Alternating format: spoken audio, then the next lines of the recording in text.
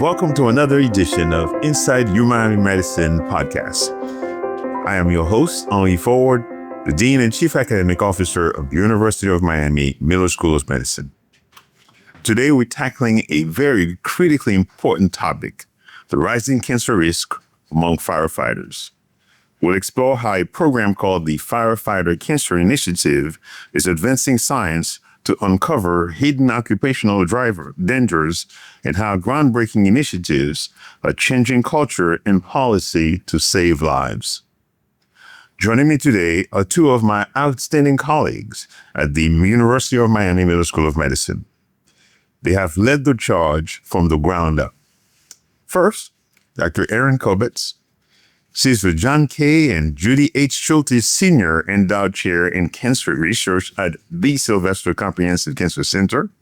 She's also Associate Director for Community Outreach and Engagement, Co-Director of our Clinical and Translational Science Institute, and Chief of Population Health and Cancer Disparities at UHealth.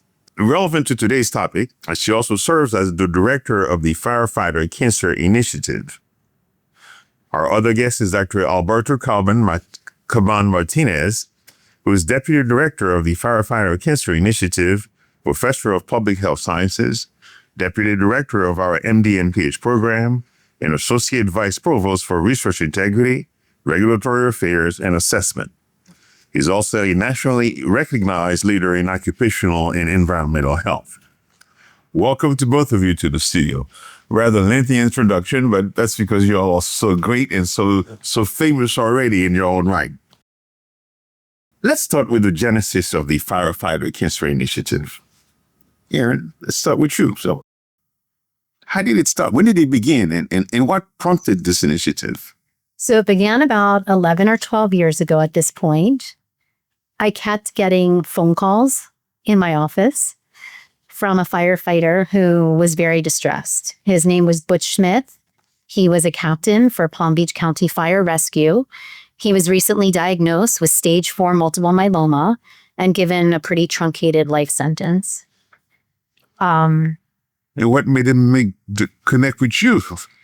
Well, actually, he had read about the work that I had done in Little Haiti and felt as if I could work in the Haitian diaspora community successfully to change culture around cancer prevention, that I might be the right person to tackle a similar topic within the fire service, who he felt were equally as ingrained in their own beliefs around risk reduction and whether their occupation posed unnecessary risk to their health. So give us a snippet of what that work in Little Haiti was that led him to believe that you were the person to contact given this pretty significant, serious diagnosis.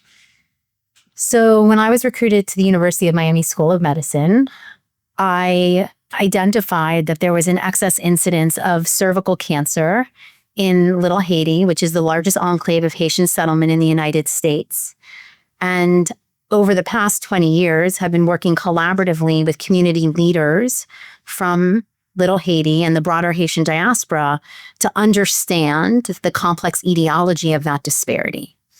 And the work that we did together was actually taking cervical self-sampling from a clinic to a community context and giving women the opportunity to participate in cervical cancer prevention in ways that circumvented structural, cultural, and access barriers to cancer prevention.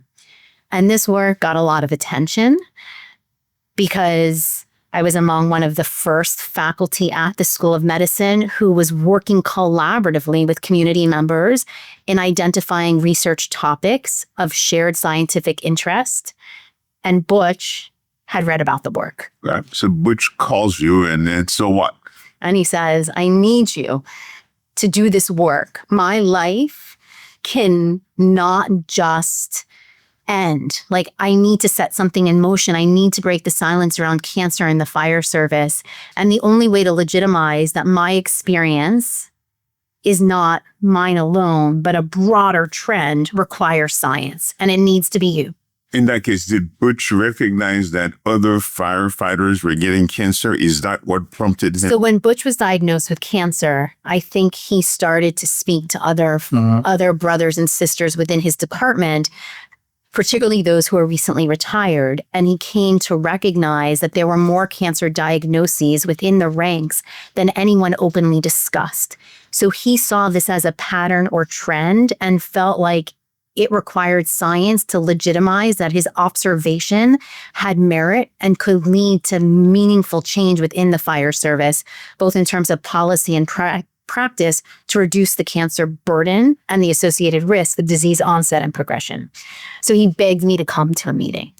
That's fantastic. So this really speaks to the power of observation, which is one of those critical tools in academic medicine. Alberto, your background is in occupational medicine, as well as injury prevention. What sparked your interest in firefighter health and the idea that science, observation in the case of Butch, could be a tool to protect those who protect us? Yeah. So, Dr. Ford, I'm excited to be with you and share with you on this idea. What really motivated me was a very powerful force, which was Dr. Erin Kobetz. That's what I hear. It's quite a force, a hurricane in the south.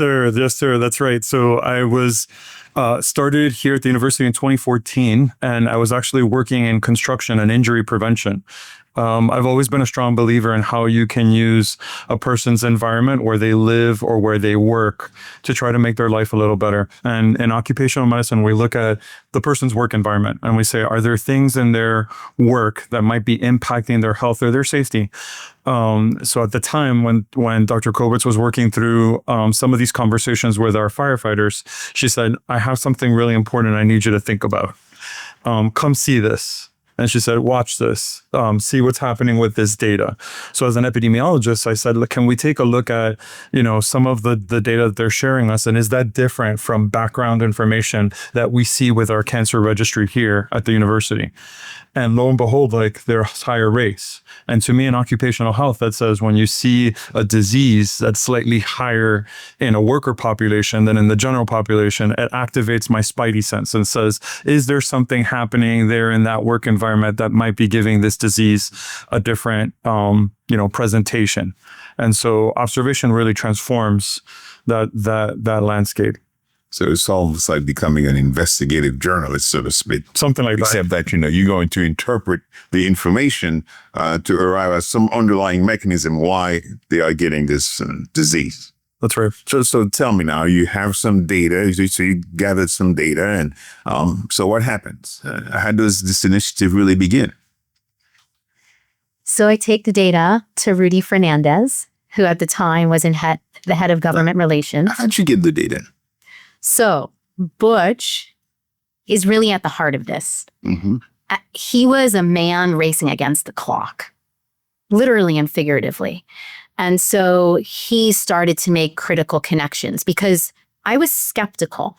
When you looked at the peer-reviewed literature on the burden of cancer in the fire service, it was equivocal at best.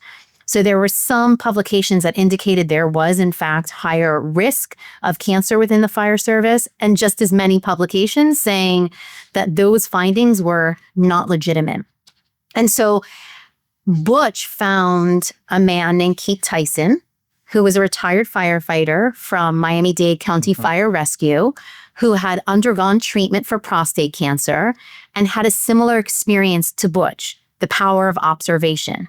So when he started to talk to his friends and colleagues about his experience, he came to appreciate that more and more of them than he initially recognized had also navigated a cancer diagnosis. So he pulled claims data. Okay. And he shared that claims data with us. And he, to his credit, was actually doing kind of John Snow basic epidemiology, where he was starting to look at counts and variability and comparing it to data that he could get from a population level and making the case this isn't normal. There's a pattern here, and somebody with greater expertise must evaluate it. And Keith was also a firefighter. Yes. Uh-huh. But clearly there was more to it because you could have dismissed most of those cases as simple anecdotes, but he somehow knew he needed to get a big database and begin to make some comparison.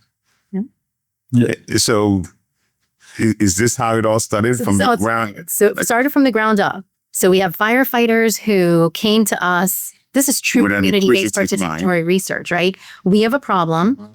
This is what we have identified. We need to partner with you because you have a skill set that we lack. And if we work together, we might actually identify if this is a problem and what to do about it.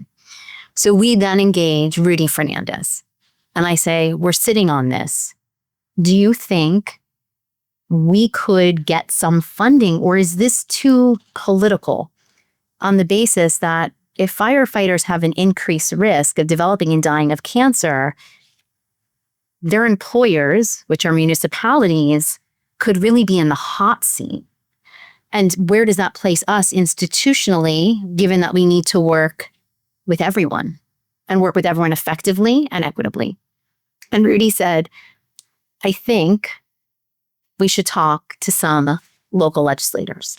And so Jeanette Nunez. And the goal was to help. To help. We were trying to find a reason so we can mitigate. Is there a problem? Yeah. Right. So we weren't trying, that's what we're trying to do. We're trying to help. Okay. So he speaks to Jeanette Nunez, who then was, like a freshman legislator from Miami-Dade County. And she says, I want to request an appropriation from the Florida legislature. Let's get some money to do some preliminary work. And then the rest is kind of history. Outstanding. So the firefighters face a wide range of toxic exposures that are often invisible and cause long-term damage to health. So can you walk us through the kinds of carcinogens that they are exposed to and the types of cancers that they are actually at most risk of developing, and how this links to this Firefighter Cancer Initiative? Yeah, so our main outcome is trying to reduce cancer risk, right? And that's the big picture that we try to say. We'll never be able to get risk down to zero, but you better believe we're going to work really hard to try to get that risk down to zero. So when you think about what can cause cancer in the work environment for a firefighter, there's many different things. So we tend to go and gravitate our minds to chemical exposures and say what chemicals, when they go to a air rescue, water rescue, or your house, are they exposed to? And it turns out there's a lot of different chemicals, burning in houses, from very basic plastics from furniture that's burning to new and emerging pollutants that we think about, for example, like forever chemicals, PFAS that are everywhere. Our firefighters are exposed to them. And not only are they exposed to those different chemicals, but also we think about the other aspects of that they're exposed to that might contribute to their risk for cancer. For example, their diet and exercise. Firefighters engage in shift work. So their shift work lends them to endocrine disruption. And endocrine disruption can lead to some of the cancers that we're seeing actually more elevated in the fire service, like thyroid cancer and papillary thyroid carcinoma, than compared to the general population. So that tells us that there's actually a big picture around opportunities to identify interventions to reduce some of these exposures, whether they're from chemical or whether they're from behavioral health issues, even basic diet and nutrition, and what you're eating when you're at the firehouse. So Butch had multiple myeloma and Keith had prostate cancer. What other types of cancers are more prevalent in that group, the firefighters? So couple of different things. It's an excellent question, and it's a tricky question scientifically. And I'll tell you why. When you look at epidemiologic data, not only in the United States, but around the world, the types of cancers can vary. And it could be a function of what's burning. Right? So if you're a wildland firefighter, which is very different from a structural firefighter, you may expect to see slightly different cancers because of the exposures that they have in the types of fires that the carcinogens that are present exactly in that smoke. And so in general, there are some Venn diagram commonalities of cancers that we see there. So for example, prostate, colon, thyroid, skin cancer. Skin cancer is important because we see a lot of exposures to that soot that lays, dormant on their skin. But then when you go to different countries, you will get to actually see that there's variation in those types of cancers. We recently had the opportunity to serve on the International Agency for Research on Cancer, and we were looking at an evaluation of all the cancers we see around the world, some countries actually show slightly different cancers, like brain cancer, in firefighters compared to their, or mesothelioma as a response of 9/11. And so it's really interesting because it's a complex picture that, you really have to see the population that's impacted. But to be fair, one of the things that adds to the complexity is that there isn't a great way to generate true population estimates of cancer burden within firefighters. I was about to ask you, what is the increased risk? So, all cancer is a reportable disease, right? Anybody who has cancer, they are tracked from the time of diagnosis to death. Registries across the country, including SEER, don't do a great job of capturing employment history, right? So if you're retired, what you served at, if you're actively employed, what you do, and if you're serving as a volunteer firefighter, none of that exists within cancer registries with any degree of consistency or rigor. In Florida, we actually challenged that by passing a legislative amendment that allows us to identify firefighters with cancer in the registry so that we can generate true estimates. And so we believe the data that we see in Florida is actually an accurate representation of how cancer is represented in our firefighters, recognizing that there's variability based on everything that Alberto just shared. You brought some very interesting point. You made some interesting points, and different carcinogens are going to be potentially released depending on the types of fires. And there is mounting evidence that the reason why people get cancer is not only there could be a genetic predisposition, but it's a function of your exposure to different things, carcinogens. The term is the exposome. That's right. So are we saying the exposome for firefighters is a lot more severe than for the general population, and that is what puts them at increased risk? Yeah, that's right. I think what you're thinking about is the regular, civilian person that, let's say you're a white collar worker and you're working in your office day to day, the types of chemicals that you will encounter and the types of elements in your environment will be slightly different than, your regular day firefighter who's running different calls with a whole multitude of different exposures, considering your basic kitchen fire where somebody just left something on fire versus an entire building. And more increasingly, attention is to the wildland-urban interface, where you have a lot of wildlife abutting communities and what is burning in there. And those firefighters are kind of the canary in the gold mine, And you also alluded to the fact that they do shift work, which messes up their endocrine system. And then they're exposed to chemicals like PBDEs. Yes. Okay. Polybrominated Diesters that also are endocrine disruptors. So there's like this complex intersection of behavior and exposure that likely contributes to the variability that we see in cancer among firefighters relative to the general population. So the Firefighter Cancer Initiative is built on a concept known as firefighter-driven science. Is this a sampling of that concept that we are mentioning here, or maybe define it for me? So firefighter-driven science is that our firefighter colleagues are true stakeholders in inspiring the focus and scope of the research questions that we pursue. They're the ones on the front lines. They're the ones who are experiencing exposures. They bring their ideas to us and then we map them onto testable hypotheses. So everything we do is intentionally collaborative. And as a result of that collaboration, we have been very intentional in translating our findings more rapidly than traditional science into actionable opportunity for change. So when we recognized early on that firefighter exposures at live fires by virtue of behavioral practice was making it all the way back to a firefighter's personal home, we worked with firefighters to develop decontamination practices to reduce the continued exposure to the carcinogens that occurred in the live fire. And so that's what firefighter-driven research requires, is this intentionality where we're asking questions that are of mutual interest and benefit, and that we're translating our results into change in real time. Because firefighters have taught us, Butch in particular, that people who are in pain can't be patient. What has been the greatest insight that you have uncovered from that approach? What do you think?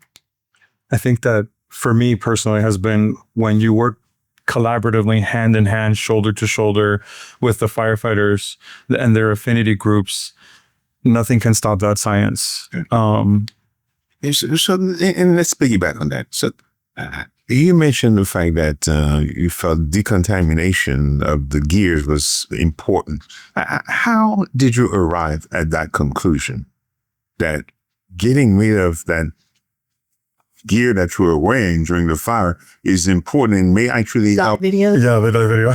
So, It's a transformative. like Alberto is an occupational epidemiologist who worked with like construction workers. I am a community-based epidemiologist who is hanging out in Little Haiti and Big Haiti, working with community members to understand this excess burden of cervical cancer. Collectively, we knew zero about firefighting. And so early on, like we would just follow the firefighters around, like show us what you do. Right. Let us see a day in your life. And one of Alberto's earliest observations was that firefighters would leave a fire in their turnout gear, get into the cab of the vehicle, the fire truck, in that turnout gear, maybe stop at Publix, walk through it in their turnout gear, get back to the station, strip down, sometimes putting that turnout gear in their car, sometimes leaving it in the room that they were sleeping in during their shift. Mm-hmm. And he was like, oh my gosh, whatever they're being exposed to at the fire, they are literally carrying back with them to all of these other places and all of the interactions. So he actually... Carcinogens are stuck to... It's like to the Secondary, tertiary transmission. It's a sustained exposure, right? It's not a one-time exposure, It's chronic. So he had this genius idea. And this is actually probably one of the most powerful things that the Firefighter Cancer Initiative has done, which he used money dye from banks. And he put it all over firefighters. And they went through that same process as normal. And then we use an ultraviolet light to show them all of the places that the carcinogens were. And when they saw that it was on their child who they've been playing ball with, well, it raised this opportunity. Well, what do we do? And so that's where decon started. And new fire trucks were built as a result of that scientific discovery. It's crazy. But now, although you couldn't prove causality, that whatever was stuck was still the responsible for developing cancer, but you know that that's not a good thing. Yeah. So consequently, you decided that you need to limit exposure, continuous exposure, and so that's the decontamination piece. But we did also test the soot. So we looked at the soot that was on their skin and also on their turnout gear, and we were able to look at the composition of different chemicals that were present, all of which were known carcinogens. So polyaromatic hydrocarbons, these forever chemicals like PFAS, these PBDEs, heavy metals. Right. And so without knowing exactly the mechanism, we knew that that soot that was on the turnout gear and on their person could contribute to risk. And that was enough to say, we need to change culture. We need to change behavior. Well, outstanding. So this is a case where cancer it wasn't just an unfortunate outcome, but it's something that where there was an actionable item that perhaps could limit the risk. That is fascinating. Don't you feel good that you've achieved significance? You found a way to actually reduce the risk among the firefighters. We're not measuring that, right? So we're now trying to measure as decon is consistently implemented. And by the way, it's an uphill struggle because it's like you change the culture with one group, you've changed the culture with one group. Right. But in Miami-Dade County, for example, they implemented shower within an hour. So a firefighter is on a call, he or she has to come back to the station and actually shower before they can go back on duty. So we're trying to measure this year how these decontamination practices potentially reduce risk. But, these are challenging questions. And how have the firefighters received your information, your notion that, you need to actually get rid of your gear, you need to shower before you go to the next, your next stop? Scientifically and academically, one of the really neat things that has happened from this is that firefighters have not only embraced this idea of decontamination, but have written into SOP. So we always talk about, little p and big P. One of the things Dr. Kobetz always says is okay, how do you use your science to transform practice, right? Little p. Then that's little p. And so fire departments, and working with our Florida Fire Health and Safety Collaborative, which is an affinity group of the firefighters, have created SOPs, and they take those SOPs and put them into their practice, right? And so you could be a scientist for 20 years working on a really interesting problem, but the ability to do something as simple as using observation and show that these carcinogens can be transmitted has ultimately changed their practice and policy within the station to say, okay, listen, we're not going to do this anymore. We're going to shower within the hour. We're going to do preliminary decontamination on scene to limit the exposures we get to our brothers and sisters in the fire service. And when it's firefighter-driven research, that's natural because we're working together at all phases of this translational research continuum. So when we get to the point that there are results, they help us interpret them and they help us think, okay, what can we do given what was found? So the notion of decon wasn't something that we came up with. It's something that they came up with. And therefore, they're the ones who are promoting it and are responsible for implementation. I mean, we're guiding it from a scientific perspective, but it's really their charge. And by virtue of that, and not coming from outsiders such as us, the uptake has been far greater than we could have ever anticipated. Outstanding. Although you're not going to be able to measure a significant decrease in the incidence of cancers for years or maybe decades, but the concept really is quite important. And I understand that your work has inspired the WHO, the World Health Organization, to actually label firefighters as firefighting as a class 1 carcinogenic profession. Yeah, she's amazing. Yeah. Tell us about that's huge because that has global impact. So this has always been an issue. The International Agency for Firefighters, the IFF, which is the union for firefighters for decades, has been trying to classify firefighting as a class 1 carcinogen. Right? But the work was equivocal, going back to what we saw when we first looked at the literature. So one of the things that we committed to ourselves early on was to start to put out high quality, high impact publications that answered many of these unsolved questions and helped address that ambiguity in the science. And so through the IFF's successful lobbying, the WHO convenes a special International Agency for Research on Cancer commission to reevaluate the data. And they invite our very own Alberto Caban-Martinez to sit on that commission. And that commission was a really eye-opening experience. They brought a working group of 23 different scientists to go back in time and look at all the published literature and say, what do we see at this moment in time with risk for the fire service? And during that evaluation, with a lot of contribution from our Firefighter Cancer Initiative. 30%. He's not going to say it because he's really humble, but 30% of the science that that commission evaluated came from the University of Miami. Yeah. Wonderful. And it really transformed now at the world stage the notion that, firefighting is cancer. It's a group 1 carcinogen. So if you engage in the act of firefighting, regardless if you're wildland, structural firefighting, you're at a high risk for the development of cancer.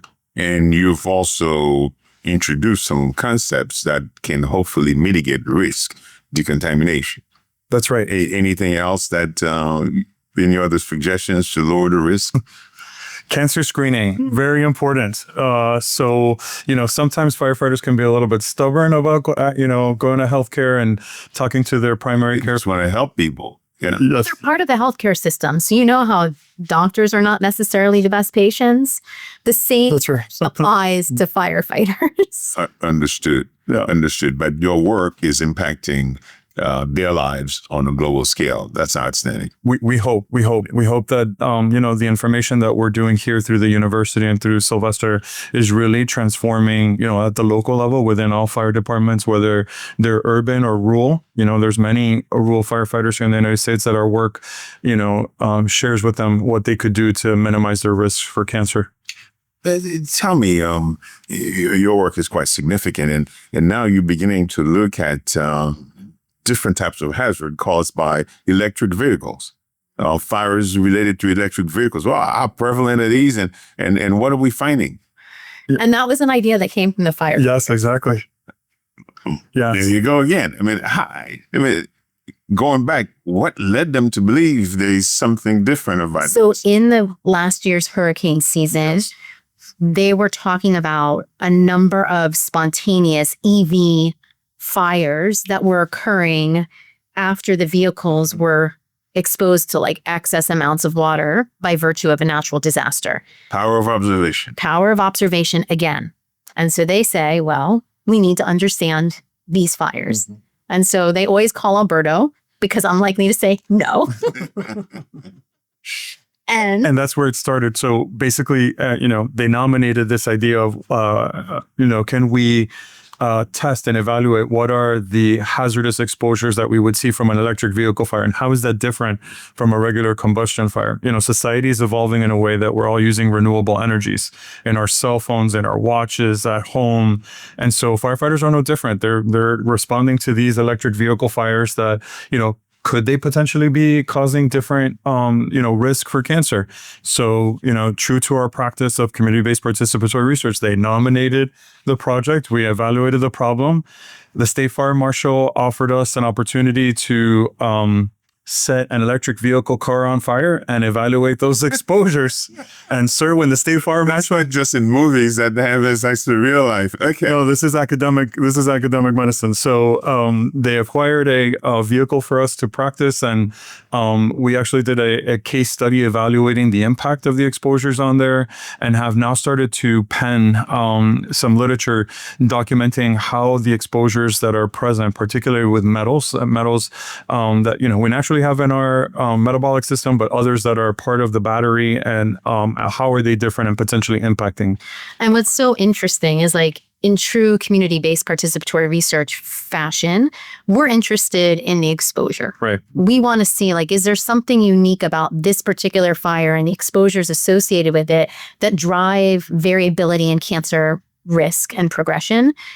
They wanted to put together a public service announcement for firefighters in Florida and beyond around how to effectively fight an EV burn. Because, by the way, it takes 3 or 4 times the amount of water. And then there's also this environmental risk because the runoff of the fire into the water table.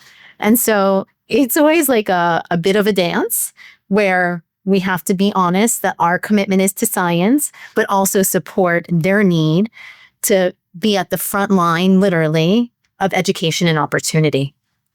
Which is an important balance. But it's a balance. So that's really what it is. It's dance. It's the dance. It's tango. There.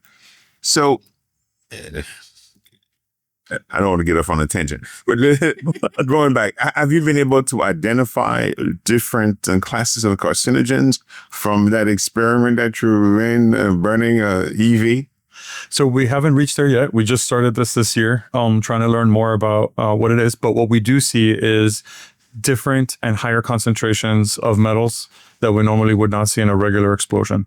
And so as the number of electric vehicles and other renewable energies hit the road and these firefighters are responding to them, we're expecting to see some of these additional toxins. So time, will help us elucidate some of these questions, but it's an exciting area of inquiry. And because we have a ton of scientists at the Miller School of Medicine who do work on heavy metal exposure, there's an opportunity for us to start understanding sort of epigenetic alterations that occur, to think about, zebrafish as an animal model by which to understand the larger exposome to heavy metals and what the implications are, not just for cancer, but even neurologic health. And so we're starting to bring other transdisciplinary scientists together around solving this complex issue, because the EV burn has helped us identify an exposure that's actionable. Man, this is absolutely overwhelming. This is so significant, so impactful. The WHO uses your work to actually reclassify firefighting as a class 1 carcinogenic profession. And now I understand you were invited to go to Chile to set up some collaborations again to try to improve risk mitigation for firefighters. I guess one of the privileges of this work is that it garners attention of many different fire agencies, not just domestically here in the US, but around the world, both in Canada. And most recently, we were invited, the FCI, to meet with President Bravo, from the president of the Firefighters Association in Chile, who's also currently the president for Latin American firefighters. And they were very interested and keen on learning how we use the science that we've learned through the Firefighter Cancer Initiative here, that they in turn can apply to their fire service members. And so it's a great privilege for us to be able to take this science and bring it to other countries that, of all different types, that would benefit from, lessons learned about how to protect the people that ultimately protect us. And it is also, given that this is a Sylvester Comprehensive Cancer Center initiative, a crown jewel for the NCI network. And so many other National Cancer Institute designated cancer centers also turn to us and are looking to create their own version of the Firefighter Cancer Initiative at their respective centers. Well, that's the epitome of cancer prevention initiatives. So this is fantastic. What, Feynman, what closing message do we have for our audience, and especially when it comes to firefighters, cancer prevention, and so forth? And also, how can they help? How can the audience help this particular initiative? Because we want our firefighters to have a good life. We want them to keep protecting us. Yeah, I would say roll up your sleeves and join our team. I think. And how do we do that?